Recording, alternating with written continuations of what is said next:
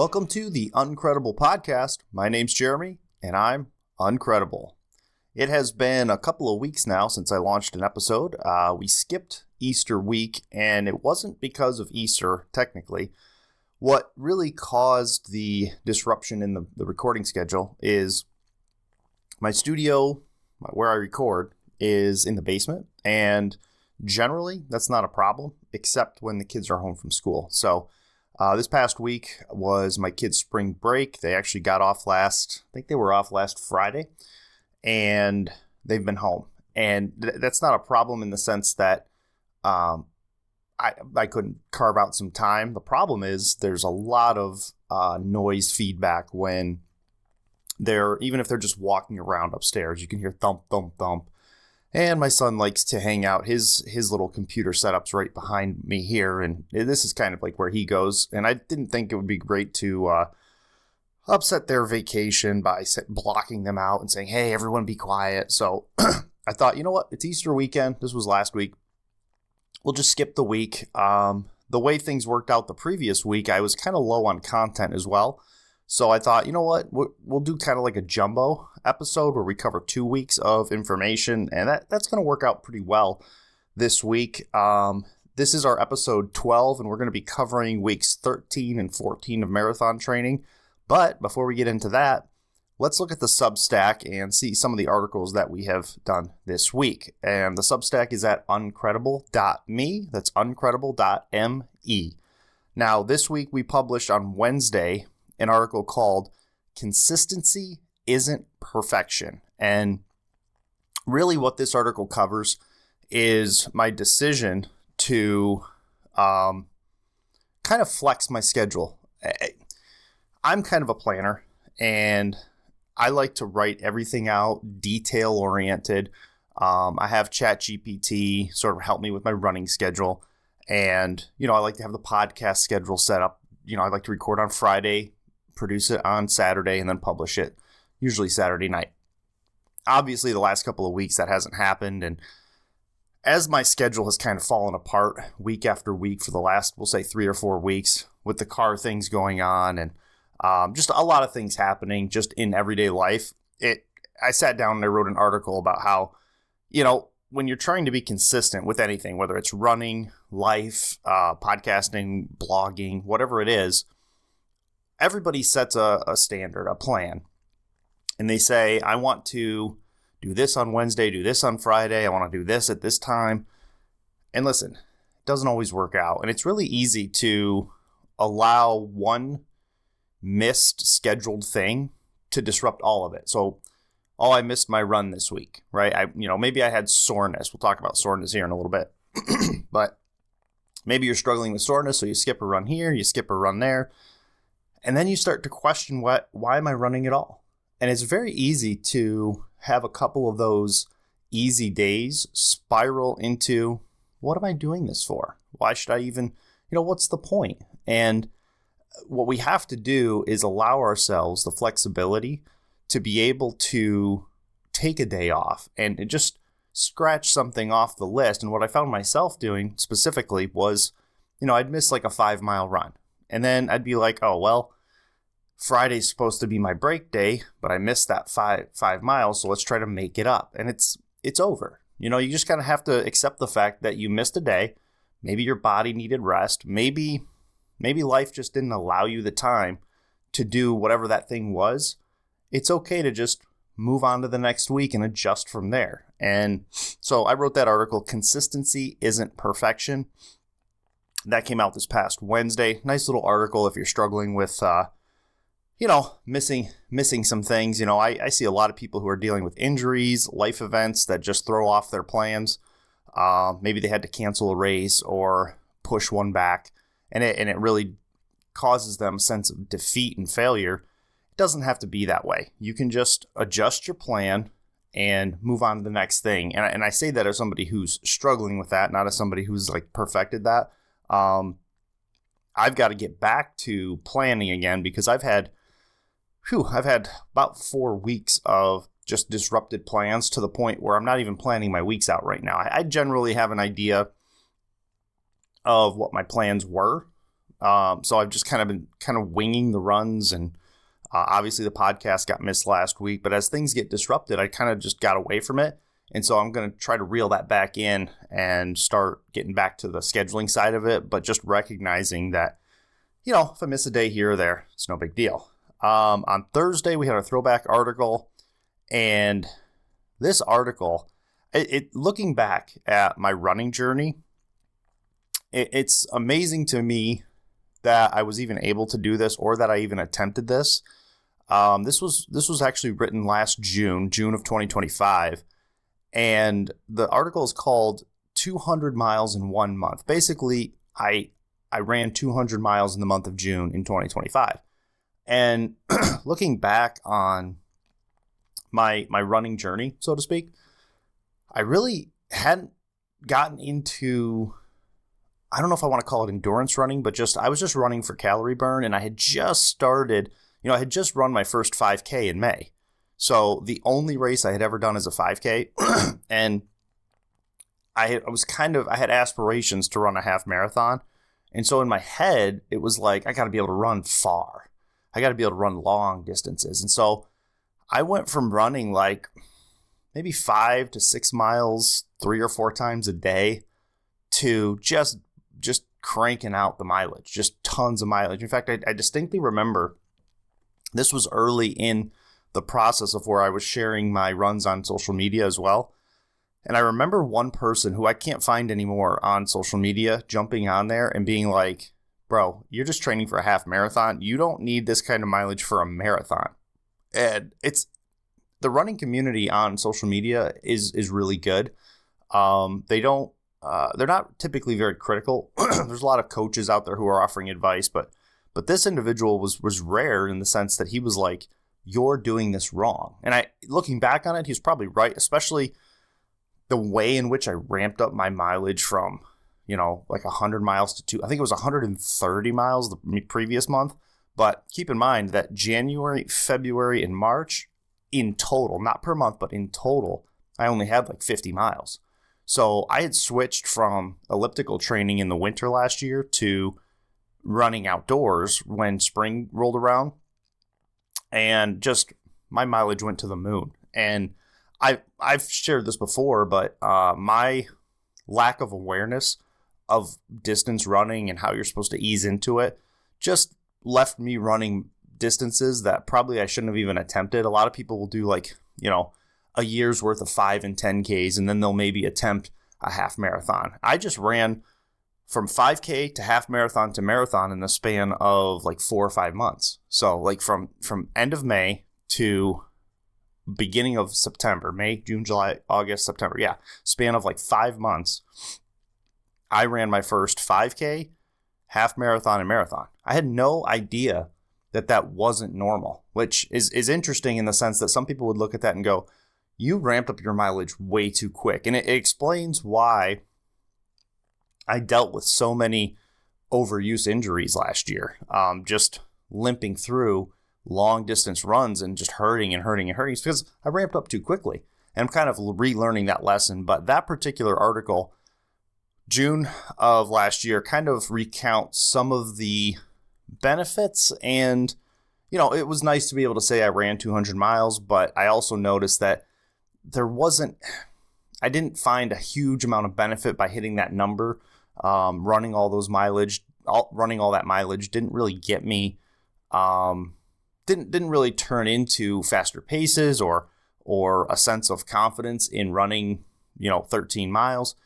I kind of hit like a plateau of just running a lot of miles every day, and I didn't see any build. And if you know anything about running and you've researched it at all, that's probably because my body wasn't being given time to rest and build. So it makes sense looking back at it now, but for anyone who might be looking to up their mileage or something like that, it might be a good sort of article to look at and go, ooh, those are some of the mistakes I made and the lessons I learned, and go from there. So next week on the Substack, next Wednesday, we have an article called Leadership Doesn't Collapse, It Erodes. And this is a new article, and I wrote it as I've been thinking a lot about all the jobs that I've done a lot of jobs. It's going to be the basis if I ever write my ebook about being uncredible.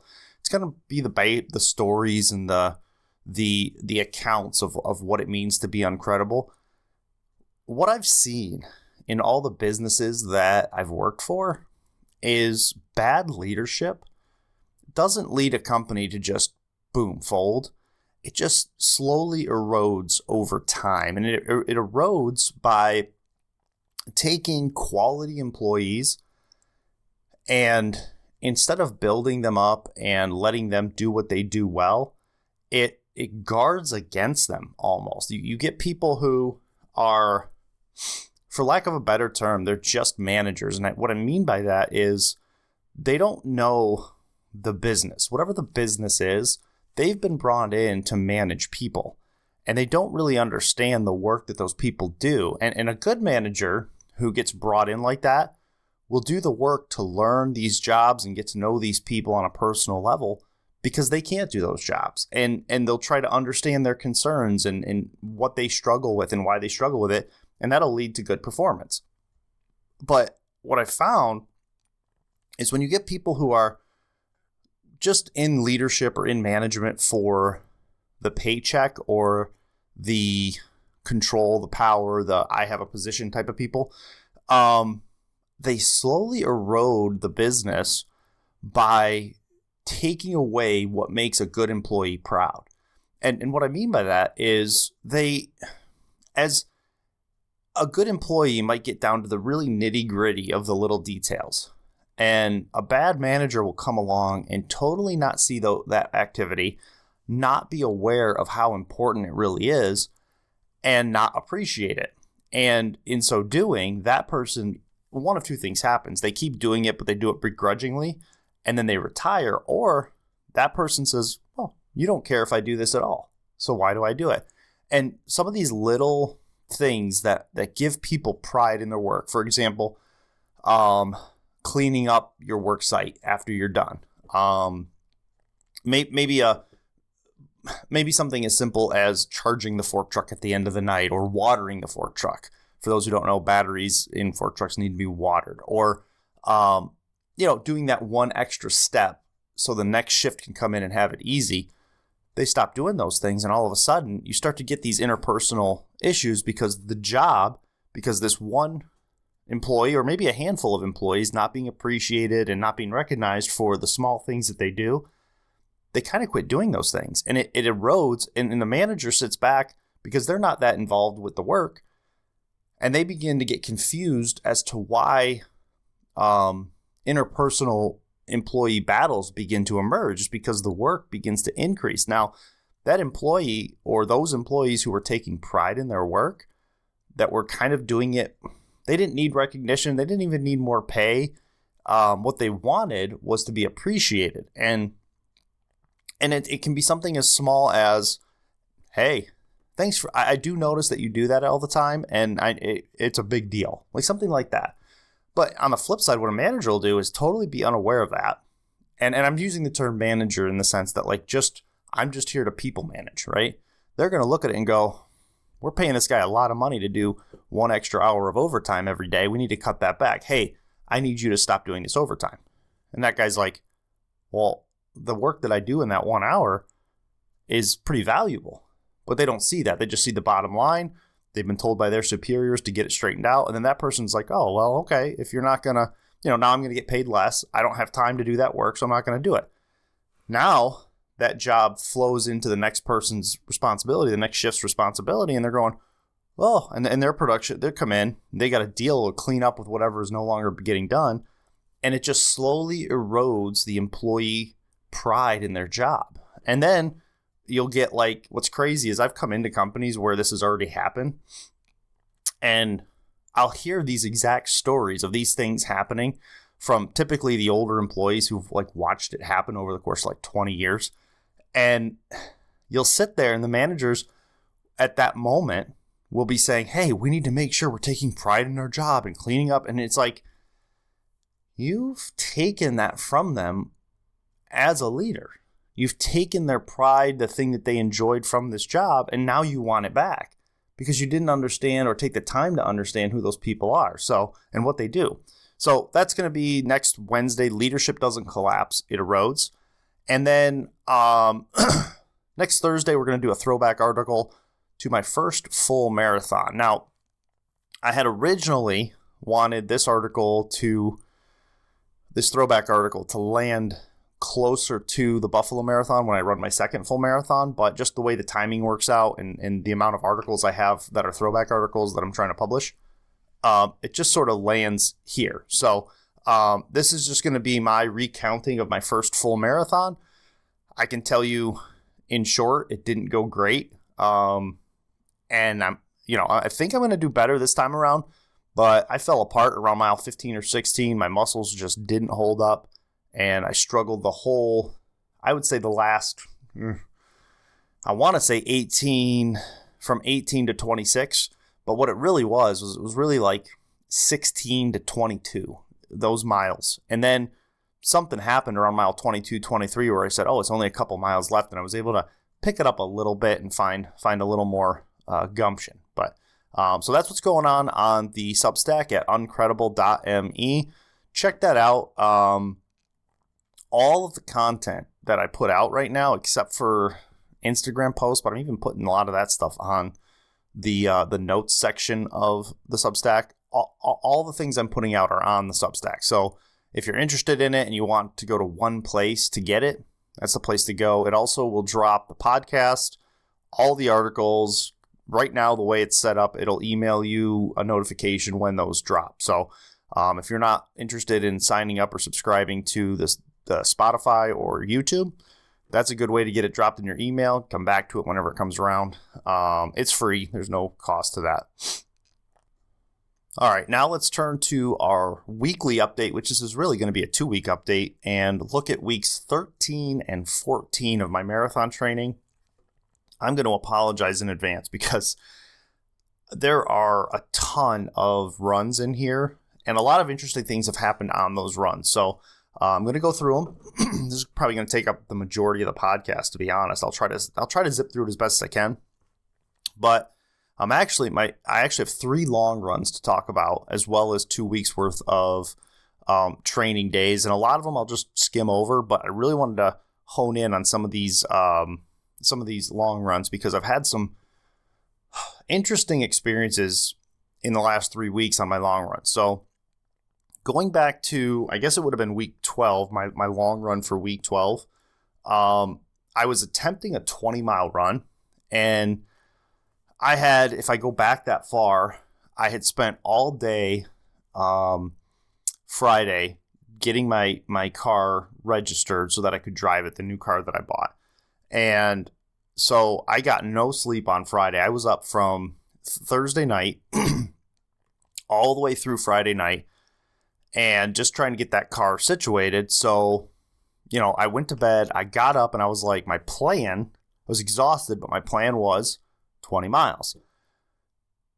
My head just was not into it. And I get out there and I'm running, and I can really just blame it on the mental aspect of it, where I was like 8 or 10 miles in, and I was just done. I was done. I was like, I got nothing left. And I ended up getting 12.5 miles. I posted on Instagram. It's like failed run of 20 miles. It just wasn't going well. I was choking on my gels, couldn't seem to feel hydrated the whole run. My legs felt just heavy and exhausted. And I walked away from that run thinking, man, I don't know how I'm going to do this 9-minute per mile marathon. I'm not sure I can do it. But then I had to sit down, and on that Sunday, I took some time to rest and reflect and to say, you know what? You're sore from some of your other runs that you've done. I think I had been pushing myself in terms of pace a little bit too hard. And we need to maybe dial things back a little bit in terms of both mileage and pace so that we can have an effective long run at the end of the week. If we really want to have a quality long run, I have to give myself a break. So I didn't run at all on Sunday. That's 2 weeks ago. And then on Monday, I ran 5 miles and I was really still feeling it. I was like, man, I'm still sore. Now, the plan at the time was to run that Tuesday. I should have been running another 7 or 8 miles. Didn't run at all. I'm like, you know what? I'm sore. I'm tight. Everything just doesn't feel right. So Tuesday I took off. Wednesday I went and did 7.25. Easy. It was a beautiful day. I think that was the day that it was really sunny and warm. It was a really nice run. I just did everything easy. And I did the same thing that Thursday. So I did 7.2, 7.2 back to back. And I was starting to feel better. I was starting to feel like I had my running legs back. And this probably wasn't the best thing for me. But on Friday, which is normally a rest day for me, I decided to see if I could beat my fastest 5K. Just on a whim. I hadn't done any speed work. And it had been a while since I had done anything but just try to do like controlled, easy pace miles. I also got challenged on Instagram to do a 100-day streak of running or walking or movement. And I was like, I'll do that. So I'll start doing on my rest days like 1 mile. But like I said, I felt good. So I took a run at my fastest 5K and I got it. And my fastest 5K up to that point was, can't see it on here, but it was like 25, 25:10 or 25:12, something like that. And I hit 25:02. And in my head, as I was running, I was like, it'd be nice to just be something 24, like 24:30, 24:50. And immediately I saw that I had my fastest 5K. And because my earlier 5K that was my record was close, I just assumed that I hit 24. And then when I got home, I looked and I saw it was 25:02, and I was like, I should be happy that I hit my fastest 5K, but how I missed it by 2 seconds getting into the 24s, I was just so frustrated. But all that to say, I really exerted myself on Friday, even though it was only a 3-mile run, a 5K. The next day, I was pretty sore from that run. So that wasn't the brightest move that I had, especially considering the soreness I was dealing with. However, you would think that going in Saturday, I had done, 15, 16 miles, Wednesday, Thursday, Friday. Total, I had done like 15 or 16 miles. So you'd think I would be worn out again. But I got good sleep, really prioritized going out there this would have been last Saturday. Going out there and getting that 20 miles. And I had a great run. I mean, I got out there. The fueling was great. I kept most of the early mileage as easy as I could. And one of the goals that I had was to up my pace late in the 20-mile run. I was able to do that. I hit 3 miles at marathon pace. I think it was like miles 15 to 17 or something like that. And I ended up clearing 21.3 miles. So, and I had my fastest 30K. Really great run. I mean, the weather wasn't perfect, but it wasn't like too hot or too cold. It was just a decent run. And the only reason I went over 20 miles is because I had to go to the bathroom. And my my goal was, I live relatively close to the New York-Pennsylvania border. And my goal was to run to the Pennsylvania-New York line and come back. And that would have landed me right around 19 miles. And I was going to do a loop somewhere once I got back. But as I'm getting closer to the New York PA border, I got to go to the bathroom. And my parents' house is like 1.5 miles past that.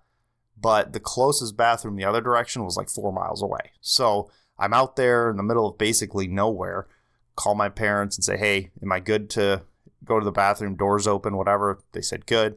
Ran there. So even with, didn't stop the watch on that bathroom break either. And even with the bathroom break, I still had pretty good times. Fueling went perfectly. It was also my first time using, I don't have a sample, these Cliff Blocks, Bloks. I found these at Walmart, and it was just something I wanted to try. They're a little block. Instead of a gel, they're like gummy blocks. They're pretty big. That's probably my only criticism of these things, but I really like those. They're very chewy, and the size of them doesn't make it easy to get them down, but they're caffeinated and they have a lot of sodium in them as well. And I was looking for something to just break up the monotony of gels. So those were kind of nice. I like those. I used them again yesterday on my long run, which I'll talk about here in a minute. But the nice thing about this particular run, around mile 17 or 18 is when I started to really feel the fatigue in my legs, which that's too soon, but it's definitely much later than I've experienced in the past when I get to this distance. So I did really well in that run. However, I walked away with a pretty bad, I don't know what you would call it, pain in my right hip. I've been kind of limping around that. And so I dialed back this past week, which would be week 14 of marathon training. I dialed it back a little bit. Sunday, I did 1 mile to keep my streak alive. Monday, I did 4 easy miles. That was a weird day too, because my tracking on my tracking on Fitbit made it look like I did like a treadmill run. And I did way more than that. I did way more than what it suggested. It didn't have the GPS tracking, and then it didn't translate over to Strava. So it was very frustrating. So I go in and I manually input everything, and the next day I go into Strava and all the GPS data appears. And I had a problem with this during the Winter Beast Challenge as well, where some Mondays, a bunch of data just gets lost for like a day with Strava. It's so bizarre. And it's almost like they do some sort of server update and a bunch of stuff gets left behind and then they correct it later. It's very frustrating. But so I added that run in manually, come back the next day and the run pops up automatically. And it's when you're trying to keep track of your mileage per week and per month and those kinds of things, that's really frustrating. But it didn't load up, and then it did. So that was my Monday 4. Tuesday, I did 3 at marathon pace, and the soreness was still there. But I mean, looking back on it, I probably shouldn't have done that particular pace for that day, but I was feeling okay, and I was lowering my mileage. So my mileage is supposed to be like 7 or 8 miles, and I was doing 4 and 3. So I cut it basically down in half. So mid-run on that Tuesday run, in my notes, I put the soreness had subsided, but it was still nagging me quite a bit, I think, more than I realized, I think. So then Wednesday comes around, and I forgot that I was doing the streak, and I forget, it was really late in the day, and I went out, I was sitting around. I think that's when we first started working on our pool. So we're trying to set up this pool. I'll probably talk about that here. Maybe next week I'll bring up the pool thing. But I've been working on this pool forever. It's a thing that's been going on since last fall. But my son and I worked on it Wednesday, Thursday, and Friday this week because they were home. And that particular day, we got pretty far. I was pretty happy with the progress. And then I was like, crap, I got to get my run in because I'm doing this streak thing. So I went out Wednesday and did 1 mile. And it's the first time I wear steel toes at work. And it's the first time I've ever run in steel-toed shoes. So that was kind of interesting. It wasn't as bad as I thought it would be. So, and I think I had like a 9:30 pace. So it wasn't a terrible pace either. So that brings us to this past Thursday. So what I did, I kind of regretted the previous Friday running my fastest 5K. But in the back of my head, I was like, kind of bothers me that I didn't get that 24-minute 5K, like something in the 24s. So on Thursday, I was like, let's not do this the day before my long run again. Let's do it on Thursday. So on Thursday, I went out and I took another attempt at my fastest 5K, and I did get a 24:56. I was really pleased with that. However, the soreness from that run, it's like, why did I do this? So Friday, I went out and did 1.5 miles just to keep the running every day streak alive. And I was like, ugh, this is not good. I am sore. So while I reduced my mileage this past week, I did have quite a bit of intensity between Tuesday and Thursday, chasing like 8 and 9 minute miles. It's almost like it was equivalent to doing 2 easy mile days, like 7 easy miles. in terms of the wear and tear on my body. So that led to Saturday, which was yesterday. This is Sunday morning, by the way. I go out for my long run. I'm going to try to do 20 miles again. But I because of the soreness in my hip, my right side altogether, I was like, I'm going to do my long run, but I'm not going to try to hit any of these crazy paces because I've done enough, I guess they call it quality work, but really high pace intensity work. I was like, I'm just going to go for a run and I'm just going to enjoy it. It was a beautiful day. It was chilly, windy. The wind was a problem, but it was a sunny day. It was nice. The weather wasn't that big of an issue. So I'm like, I'm going to take my normal route and then I'm just going to go a different direction and just keep running infinitely, right? So there's this loop about 3 miles into my normal 7-mile run. And I do 2 loops into that little cul-de-sac or whatever. And then I head back towards my house. It's kind of a large loop. Well, yesterday I decide, let's go the other direction. So instead of turning right, I turn left. And I'm like, I'm just going to take this road wherever it leads. And I start running down that road and it's great. I think I did like 2 or 3 miles on either level road or some slight grade and then back downhill. It was really nice. But I think overall I was going downhill quite a bit and I didn't realize it because then we'll say, I should look at the elevation chart, but we'll say about 8 miles into this run, all of a sudden straight up. And I'm like, okay. In my head, I'm like, well, I've been going downhill for a while, so this isn't going to hurt. So I treat it like a hill repeat. So I'm like, I'm running up it. I'm like, okay.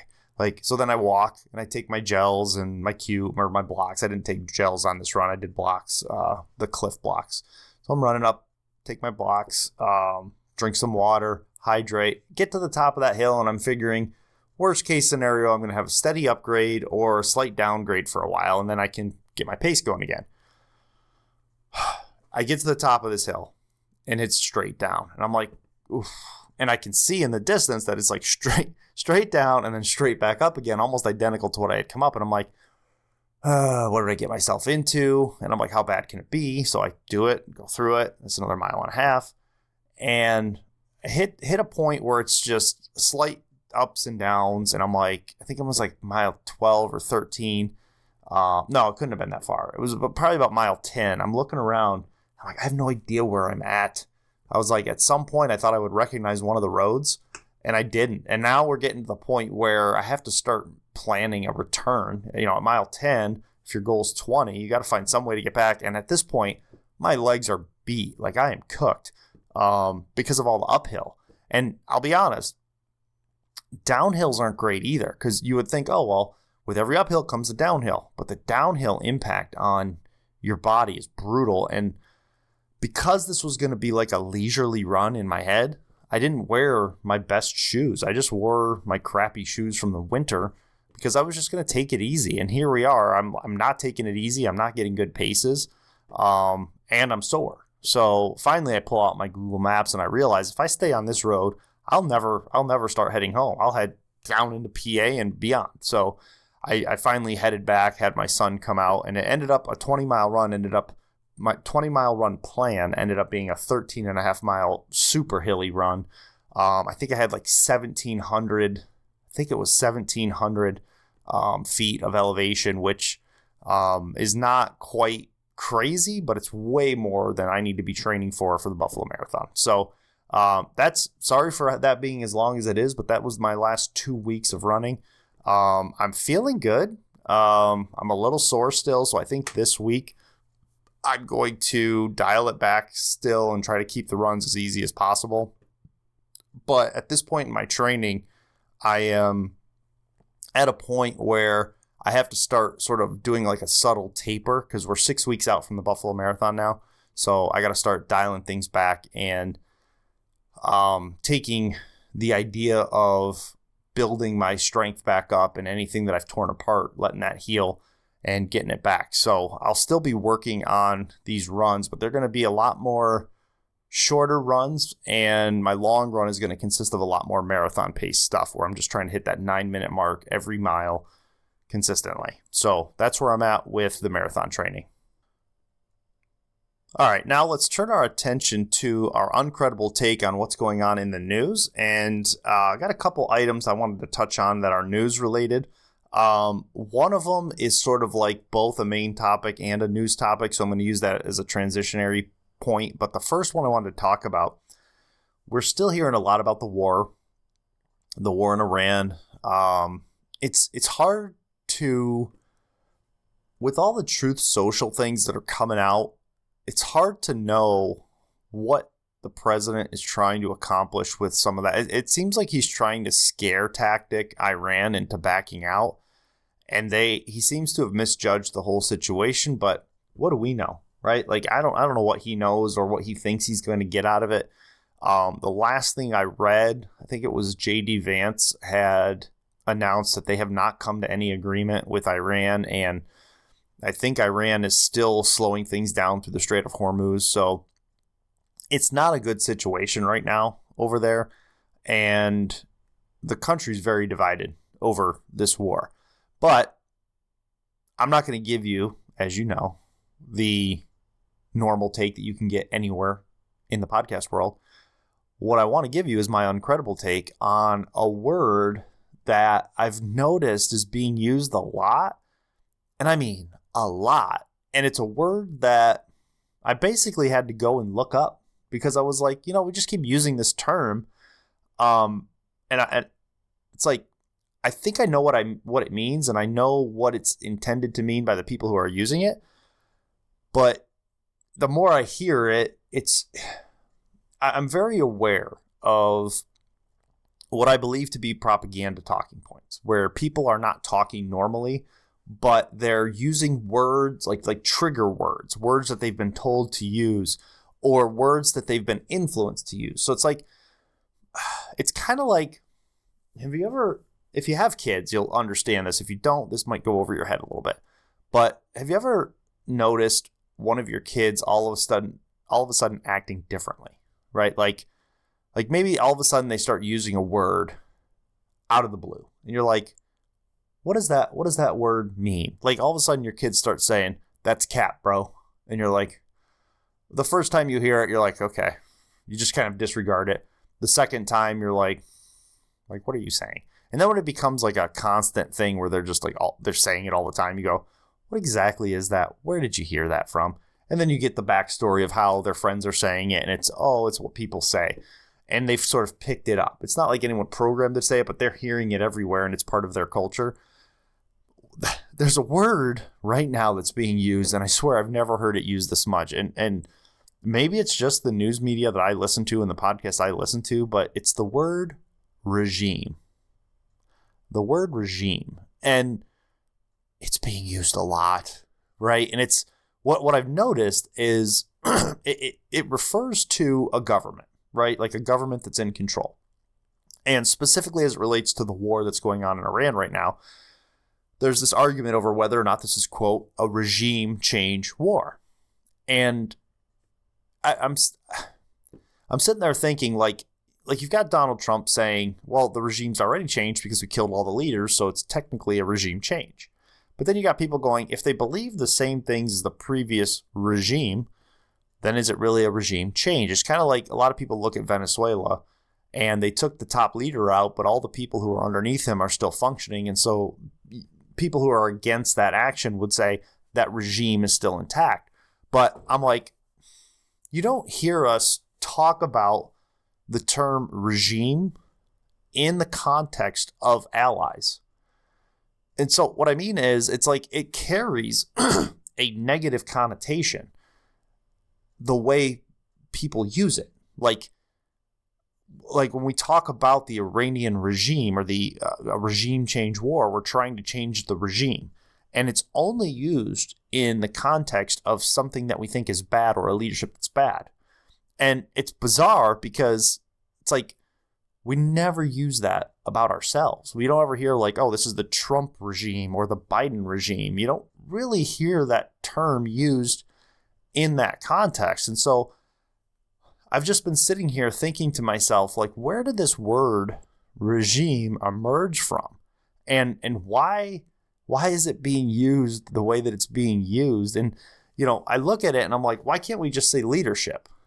And it's, again, to me, it's like a propaganda terminology, right? We're trying to subtly impart negative connotations on the person or the thing that we're talking about. And so they use this word regime, right? And, this is a bad regime. It's like, it's a bad leadership, right? Like, and I'm surprised that, and let me say it this way.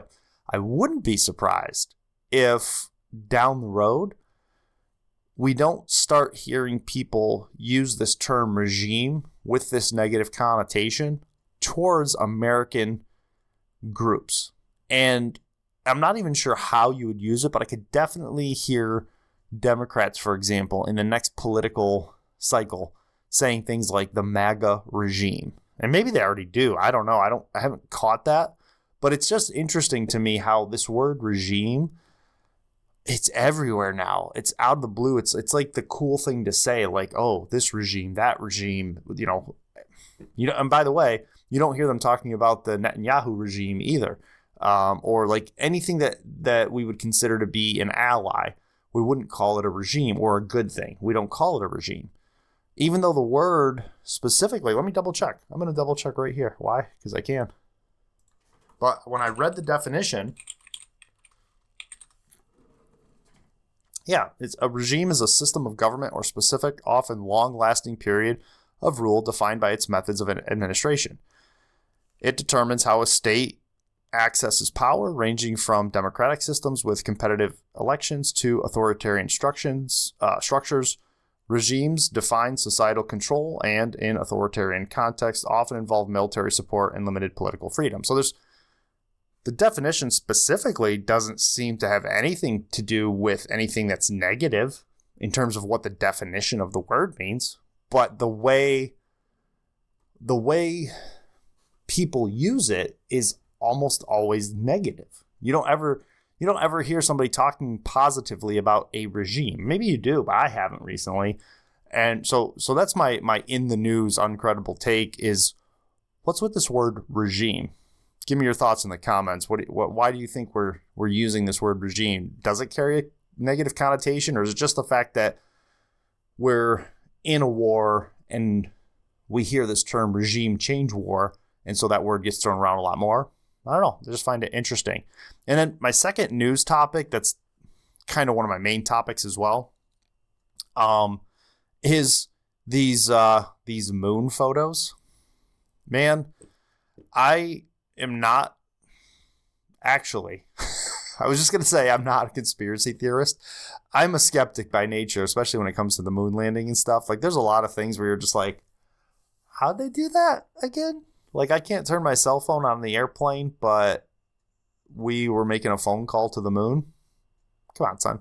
I don't know. What's interesting to me about this Artemis II moon launch is we went however many years, 40, 50, 60 years, whatever it was, since the last supposed moon landing. And back then, you had the shroud of a growing Hollywood that you could mask. You could have created what we perceived as the moon landing back then. And the next time that we take our crack at it is when AI is in full force generating images. I'm like, it's a tough pill to swallow when you look at it. It's like, not to mention the fact that they weren't able to land on the moon. I don't know the logistics of it, but man, what's funny to me is the conspiracy theorists themselves and like them creating their own AI images to mock the images that are supposedly coming out. And it's like my uncredible take, or if I'm looking at this through the uncredible lens, it's very difficult anymore, and I've mentioned this before, to tell what's real and what's not with AI generating images. It does such an incredible job of basically deceiving the human mind that it's hard to know whether or not any of this is real. I mean, is it that far-fetched to think that this moon launch, which, by the way, let me say this. I had mentioned a couple of weeks ago that I wasn't sure how long the war would stay in the news cycle because it kind of went like Epstein files. There was something before the Epstein files, but I've already forgotten that. Epstein files, Iran war kind of covered that up. Was there something else? There was something else in there too. It just seems like the news media was trying. Oh, aliens. That's right. Aliens was one of them, or unidentified flying objects, or something like that, confirming that. And then we went to the Iran war, and this Artemis II moon launch found its way, at least in my news feed, over top of the Iran war. The Iran war conversation started to just kind of trickle off, and this moon launch went up. And I'm constantly aware of the media's desire to distract from something, whether it's Epstein files, distract, Iran wars getting a little out of hand, distract. And I looked at this moon landing conversation and this launch, and I'm looking at it going, this is difficult to believe. It's more believable now than it was back then when they first did it. At least, we have Elon Musk cranking out rockets and launching them. But man, the photos that come out, how do you know if they're real or AI generated? Like, how do we know? It's very difficult to tell. And I put in my notes, I said somehow I don't even know how long it's been since the last moon landing, but we're that far out and we're still getting photos from these, we're getting photos back that are still not believable. And it's sort of like, I'm very aware of the fact that like the person who doesn't believe any of this is real will convince himself that none of it's real. And the person who believes it's real will convince themselves that it is real. And I'm sitting here watching it sort of like I try to stand at a distance and look at it from both perspectives. And I'm like, if I wanted to believe it, I'm like, some of these images that are coming out, I'm like, that's what you're going to go with? Even if that was the photo that you legitimately got, you're going to go with that? Like, I would just scrap it. Like, I don't know if we did Easter photos last week for Easter, and we took like 24 photos, right? I didn't share them all. There's some that you're like, oh, like, let me give you an example. So my watch, which I'm not wearing right now because I have to charge it from yesterday's run. My watch has this feature where you can click on this little camera, and I can see on my watch what the camera sees, and then I can hit a button to take the photo. It makes it a lot easier to take a family photo like we did last week. And so there was one where I thought I had the timer on the camera set, and so I was going to click it and then position myself to smile. So my family was all lined up perfect. But what happened was I didn't have the timer on, so I had a photo where I'm doing this. I'm touching it, and it took the photo just like that. And everybody else is lined up, and I'm over here like this. And I'm like, we're not using that photo. And some of the photos that have come out, I don't even know if they're legitimate, but you look at them and you go, might want to delete that one. That one's not going to, even if that's a real one, you might want to delete that one. But my feed was, my Facebook feed, my news feed was all full of what could have been fake AI generated images mocking the moon landing. So I don't know what's official and what's not official. And then you get these like video clips or stills of, like one of the women, her hair's up, right? Kind of looks like she took hairspray and propped it up. Meanwhile, her lanyard is hanging down perfectly. And then I saw this argument that they have Velcro patches to allow them to set things down. And I'm like, anyone will argue whatever they want to prove their point. And it's difficult to find the truth anymore. It really is. With AI, it's only going to get harder. I mean, man, I look at scams, and if you have older family members who fall for these scams or get these scam emails, and they're going to like Walmart to buy gift cards to give to somebody who contacted them through their email, and you're just like, oh, how do you not know that's a scam? Man, it's going to get so much harder. My kids are going to be looking at me like, how do you not know that's not AI? Like, what's wrong with you? I can just see it now. But yeah, between the word regime and the fake, and I'm saying fake moon landing or not moon landing, but moon photos from this Artemis II, it's tough, man. It is really interesting to watch the news these days and try to come up with what in the heck is going on in the world. I don't know. My uncredible take is that a lot of it is just to distract us. I don't know what's true and what's not anymore when I look at the news. And maybe we launched a rocket that went around the moon these last couple weeks. Maybe we didn't. Maybe that's all just a farce. Either way, it doesn't affect me that much. So that's what's going on in the news. And now I want to turn my attention to our main topic. And this is going to be brief, but I think it's worth talking about. I actually was struggling to come up with a main topic last week, which is one of the reasons I was okay with getting rid of that episode, because I was like, man, I got my kids home. I got a lot going on. There's no sense in forcing a main topic. At the time, I was only going to talk about the word regime. This moon stuff hadn't really taken off yet. And so let's get into our main topic and look at it through an uncredible lens.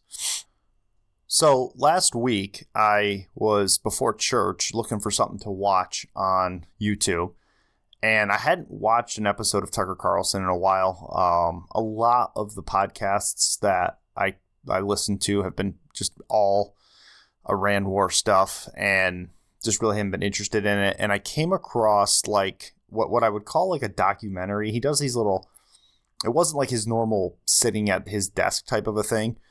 It was like a research, like a documentary, like a 30-minute documentary on these, I call them scams, but these gold investment companies. And man, first of all, it's great because it really hits on something that I've noticed over the years. And with it coming out from Tucker, it's hitting a wider audience, but it's something I've noticed with a lot of the right wing and some libertarian or individualistic, I guess would be the word, podcasts, where they're all sponsored by like these random companies that seem scammy. For example, gold, right? Like, oh, what if the stock market fails? You could have gold. Go to my gold partner, blah, blah, blah, right? Like they do that and they're sponsored by this gold company. And it's like, weird. Okay. And another one that I noticed, I don't know if this is still super popular, but is the bug out bag, or the companies that sell food for when the government shuts down and the world, I don't know, falls into a zombie apocalypse. You can buy these, like, you can set up these like bug out bags. I guess, the funny thing about that is if they're right, I'm going to look really stupid. It's like, oh, there's this idiot who didn't buy his two years worth of canned beans or whatever it is. I don't know what it is, but things like that. Another one, I'm going to throw this out there. Oh, I probably shouldn't do that. I don't know how that's going to land on YouTube, but if you listen to any podcast that has advertisers, there's certain things that you're just like, you do not eat those chips, or you do not take that supplement every single day. Maybe you do. Like some of them you're like, oh, that person probably does support it. If it's their own company and they're promoting it, you're like, yeah, I could see that. But I just fixed that because I think it was last week or 2 weeks ago when I did the podcast, I think the red light was coming off my glasses. So I just realized that maybe that'll fix it. Maybe not. I don't know. So anyway, you see these ads, these people reading ads, and you're just like, do you really use that product? Or do you really support that product? Or did they just pay you a lot of money to say these things? And so it's just interesting to me. But Tucker Carlson had this really great, like 30-minute, might have been 35-minute gold, just like digging into this gold scam. And he had people on there who were scammed, specifically right-wing conservatives who believe the end times are coming and that the stock market might fall apart. It was specific to a type of belief system. It was kind of targeting this group of people. And he had people who were on there, like people who had been scammed and screwed out of their money. And basically what these coin companies were doing was they were selling I believe what they were doing is selling the gold at a very high percentage and not buying it back.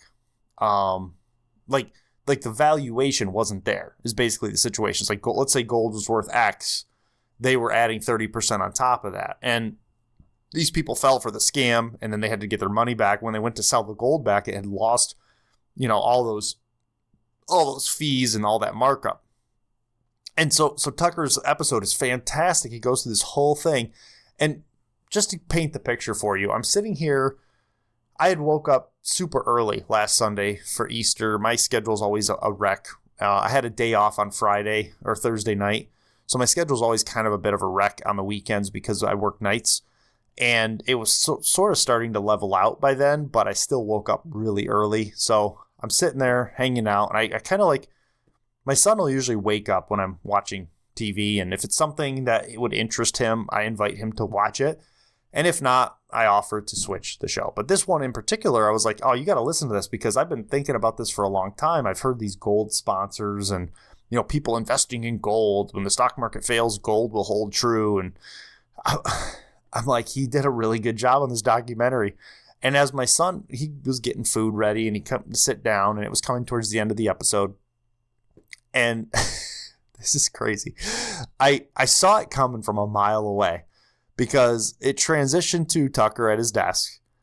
And he literally, like, this whole episode was about how these gold investment companies are a scam. They're scamming you. They're ripping you off. Stay away from them. And he somehow spun that at the very last, 5 minutes into an ad for his gold company, the one that he supports. And listen, on its face, Tucker seems like an honest enough guy. I don't know. I mean, he's been in the media for so long. It's hard to say. He seems to, at least at this point in his life, have a conviction about, some things. But man, by the end of that episode, you're thinking, don't do these gold investment, ads from podcasts. Like, just stay away from that scam. And he spins it, somehow manages to spin it into, don't use their gold companies, use the one that we've looked into. And it's like, the same scam, bro. Now, maybe this company's better, right? Like, I don't know. But I'm just like, why even go down that road? The money must be great, right? The money for Tucker to be an ad for a company like that must be phenomenal. But then it raises the serious question, and this is something I've always been suspicious of, is a company that has money to market doesn't necessarily have a product that's quality because they're spending their money on marketing. And it's not always true, but I've always been hesitant with companies that are heavy in marketing. Like, you want a company using its money on developing a product. And obviously you do have to get your name out there. And so there does need to be ads. But gold is one of those things that's sort of like kind of hard to profit off of, right? The only way to profit off of selling gold, I'm not sure on the whole process, but it's the price is set. So in order to make money on it, you would have to have a markup somewhere in there. And like, why even entertain that? Especially after doing that whole documentary and looking into it, you'd almost want to walk away going, you know what? Let's just stay away from that, And instead, he's like, all these people are scamming you, but my gold company that supports me is not going to scam you as much. And it was just like, it's like, how?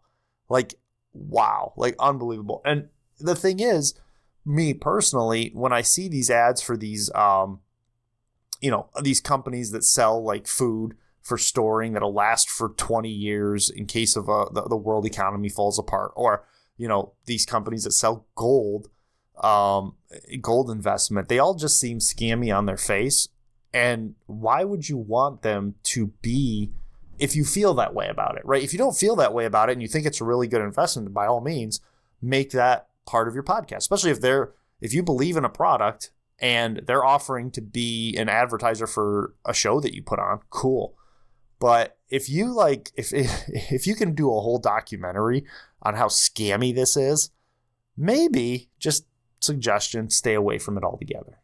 But instead, he somehow flipped it into, it was so incredible that he was able to pull this off, that he was like, that's why, like he's like, don't get caught up in these gold scams. That's why we've partnered with our gold company and we've researched them. And I was like, it's the same thing. Like, and the thing is, it's like, people are going to fall for this, the same people, because the same people who fell for it with the other shows. Like, the thing I thought was interesting was he even specifically had like a clip of Glenn Beck pitching it. And a lot of them, I haven't listened to Glenn Beck's show in a long time, but I do remember listening to it way back, probably like a decade ago. And was it around back then? I don't know. It was right after he left Blaze and started his own thing or whatever. But that's where I first heard of it, and that's where I first came across it, and I was like, that sounds scammy. And he even used a clip of it, and then he sounded exactly like the clip that he used in his show. And I'm like, ooh, the money must have been good, right? Like, the money for him to do this ad and to partner with this company must have been phenomenal. Listen, I don't know where you're at with investing in gold, but if it just, man, it's unbelievable. It's worth, the irony is worth the watch, to go on there and watch that. I can't even remember what the name of the episode was, but you can find it on YouTube. Just do I'm sure if you do Tucker Carlson, just do it now while I'm talking about it, because I probably can find it in 2 seconds.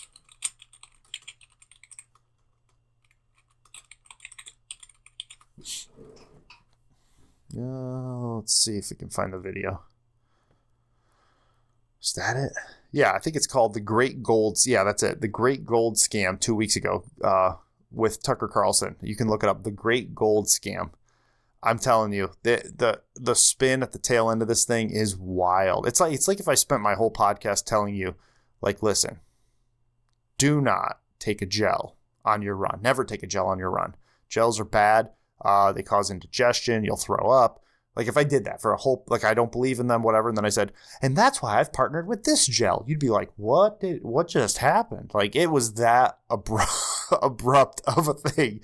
And my uncredible, like, when I look at it from my uncredible lens as just a normal everyday guy, this was my thought. Isn't it just better to stay uncredible? Right? Like even if, like, this gold company, if your conviction is that these gold companies are scammy on some level, right? If that's your conviction, and a conviction strong enough that you're willing to put out essentially a hit piece on this whole gold scam, right? Just stay uncredible. Just stay true to who you are. And I'm not saying anything about Tucker. It's just the way it played out. I was just like, man, I would rather, rather than put that documentary out, I would rather either support the idea of gold throughout the whole documentary and then pitch my own and then target maybe 1 or 2 companies in there versus the way that documentary was written up, or just not accept the money. Like, just don't even accept the ad money. Like I said, the ad money must have been fantastic for him to do that, because it was the documentary. By the end of it, you're thinking, do not use these gold investment companies at all. And then he tries to sell you one, and you're just like, what? Like, how does he do it? Like, I don't know, man. I just stay uncredible.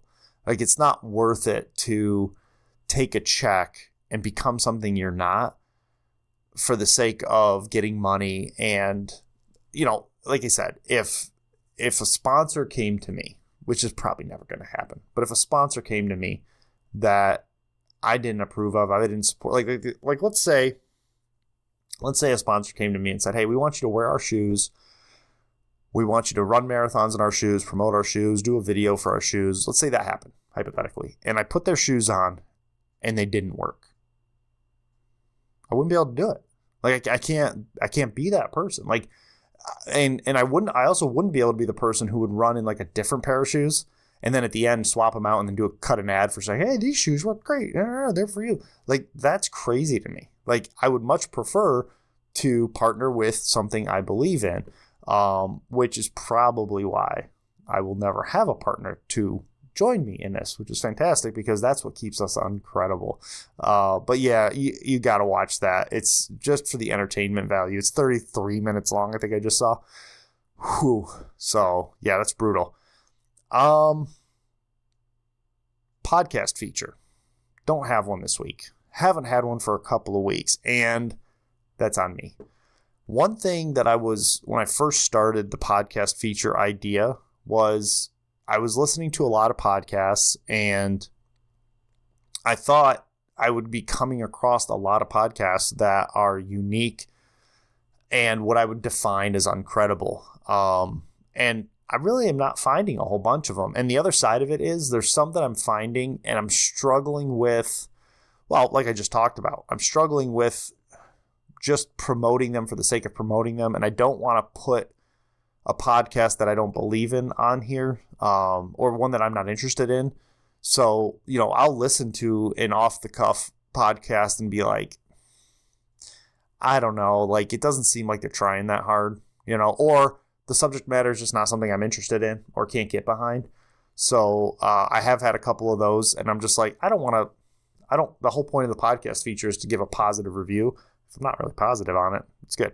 Now, the other side of it is when I first started the podcast feature, I didn't want to get into promoting the same podcast over and over, but I'm thinking I may start doing that more. I might start picking individual episodes of podcasts that I've already featured and bringing them back in, and instead of focusing on the podcast as a whole, like listen to this guy's podcast, I might narrow it more, like focus it in more to where it's like, hey, here's a podcast episode that you might want to listen to. It was really good for these reasons. And I think that's a more reasonable way to go, because some of the podcasts I've already featured, they're putting out great content. And in the back of my head, I've been saying to myself, well, you've already used them and you don't want to get in the habit of reusing them. Well, if they have a good episode, why not? So first of all, if you have a podcast and you're just like new at this, I'm new at it.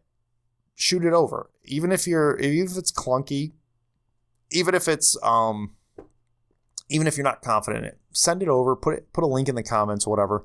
I want to feature podcasts that have decent content, have good content. And I don't have a like, I'm trying to think of the word. It doesn't have to be like a running podcast, or I don't have like a subject matter. I listen to lots of stuff.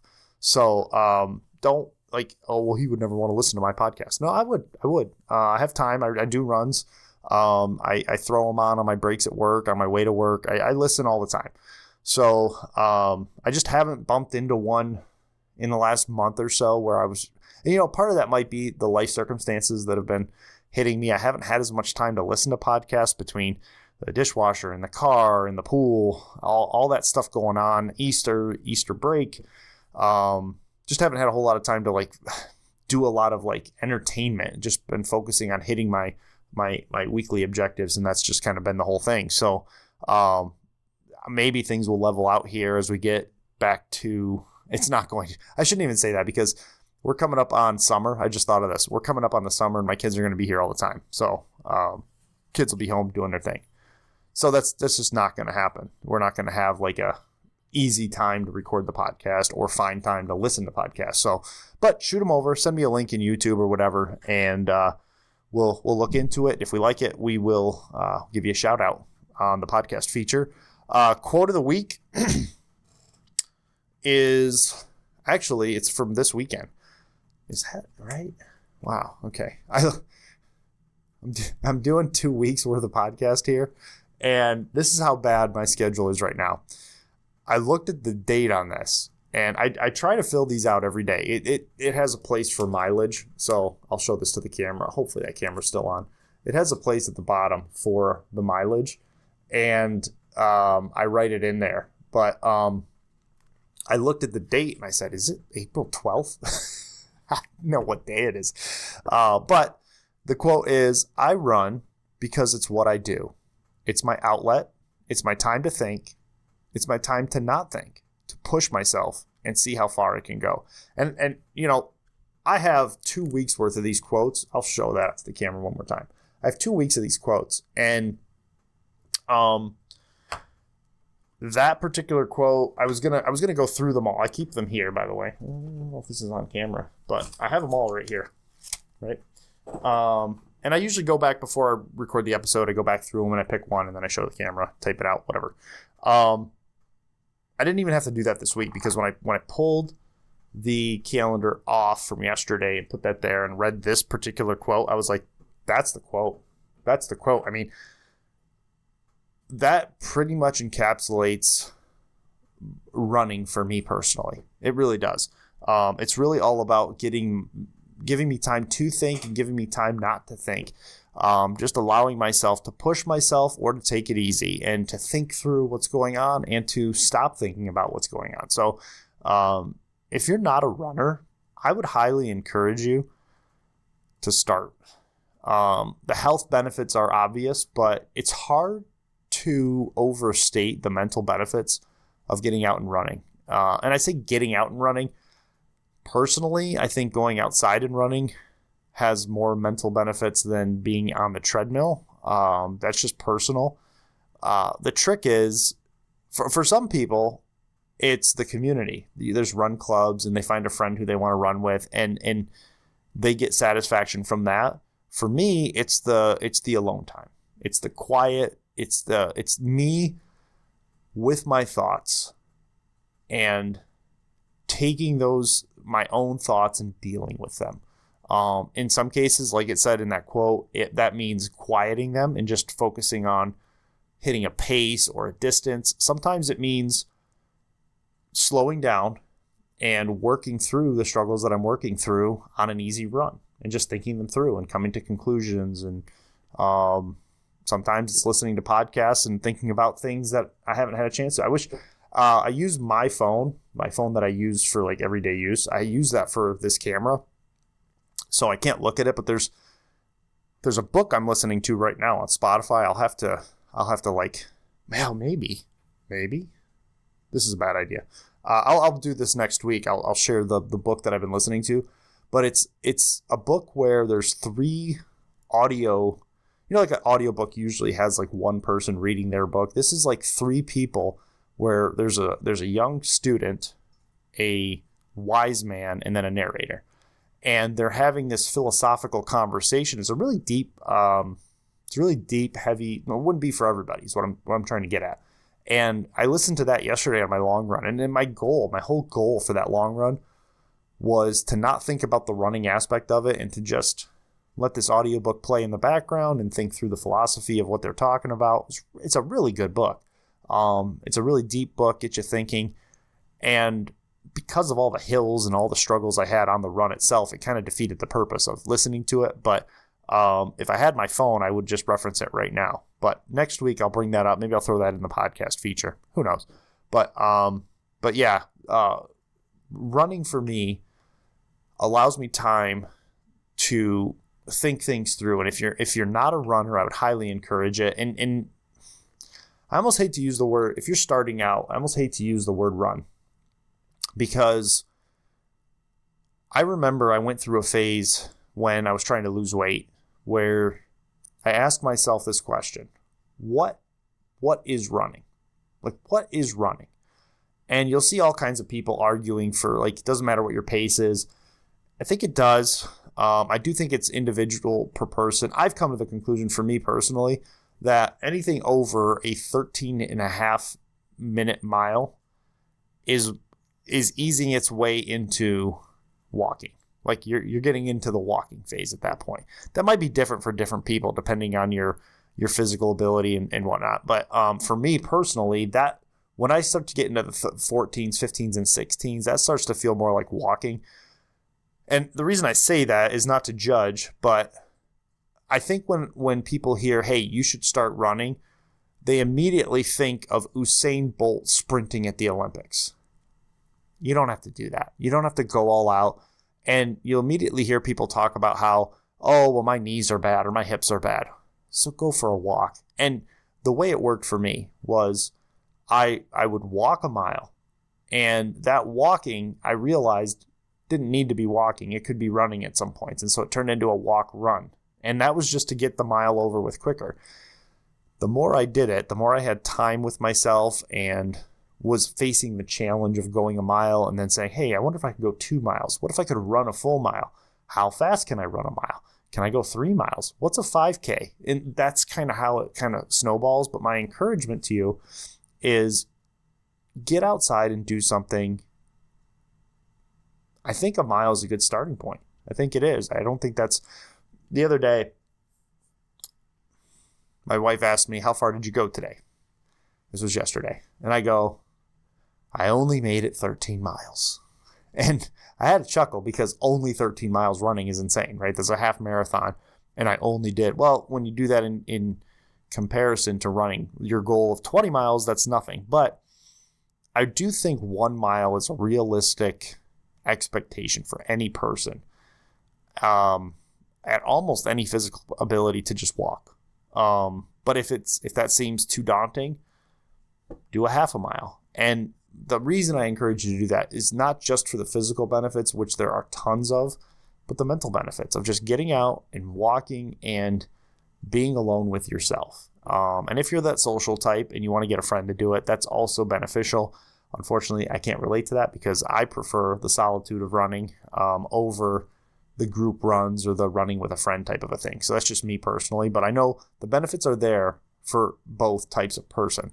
So yeah, that quote hits me. It's literally the reason why I run. Gets to the heart of why I do what I do in terms of running. I think we kept it pretty reasonable. An hour and 20 is not bad. So let's go ahead and close things out. Thanks for listening to the Uncredible Podcast. Remember to subscribe to the Substack at uncredible.me. Always got new articles coming out. I've got pretty much the whole month of April is almost already written. It's close. So we've got articles all month long. Podcast should be going the rest of the, I would say the podcast, I'm going to jinx myself is what I'm going to do. But I would say you can expect the podcast for the next 4 to 5 weeks, pretty much consistently on Friday, Saturday, somewhere in there. The next time I would anticipate not getting the podcast out would be the Memorial Day weekend when I run my marathon. Got a lot going on that particular weekend. So there's a possibility, but then the flip side to that is I'll probably have so much to talk about that I'll want to do the episode. So I'll probably get it in. But the point being, the Substack at uncredible.me, all that stuff is going to come to your email if you subscribe. And if you're not interested in subscribing, when you go to that website at the bottom, I think there's a link that says not right now. You come to a page that says sign up. You don't have to sign up. You can just hit not right now and go to the website. And there's tons of articles you can look up. And you can see all the most recent content there. If you're watching or listening on YouTube or Spotify, please take the time to like the episode and subscribe. Get the notifications when the new episodes come out. It's very important in terms of like the algorithm if you like it. So check those things out and click those buttons. Uncredible merch. So this is merch.uncredible.me. The link is going to be in the show notes per usual, but I've been waiting to show this off, this particular shirt. It's sort of like a Superman logo with the letters UN, and at the bottom it says work, sacrifice, provide, repeat. And it really gets to the heart of what it means to be uncredible. And I didn't think this was going to come out very well, and it came out great, at least on the gray shirt. One of the concerns I have, these all get produced through Redbubble. One of my fears has always been that a shirt's going to come out bad because the colors, like this particular logo has like gray clouds. It's kind of like it's broken through concrete kind of a thing. Not 100% sure how this would look on different colors, but you can change the colors of the shirts on the website, and it's pretty much exactly as you're seeing it on the website. So check that out at Redbubble. I think I'm up to six shirts. I've got like 5 t-shirts. Well, 4 t-shirts, this long sleeve, and a sweatshirt. And only one shirt came out where it was my choice in the color coding that I think if I had picked a different color, it would be better. but I still love the shirt. I still wear it, but it kind of looks like the color mismatch kind of makes it look like it's an iron-on. All the other shirts are fantastic. The athletic fit ones are great. The last couple cotton ones I got look like they're going to fade quicker than the other ones I have, but I mean, not any more than any other shirt you would buy off the shelf. The sweatshirt, I've probably run in it too much, but I will say that between washing and running it, the logo's starting to want to peel. But again, that happens to any logoed sweatshirt. So the products are coming out great from that website. So check it out, merch.uncredible.me. If I can get this out of here, these stickers I got as well. Any logo on there, should probably hold that up to this camera. Any logo you find at merch.uncredible.me can be turned into stickers, cups, shirts, mouse pads, all kinds of crap. So check that out. The prices aren't the greatest. I'll tell you straight up, I get 10%, and that's how that works. I don't know, never gotten a check from them, but that's how it works. That's why the prices are a little bumped up a little bit.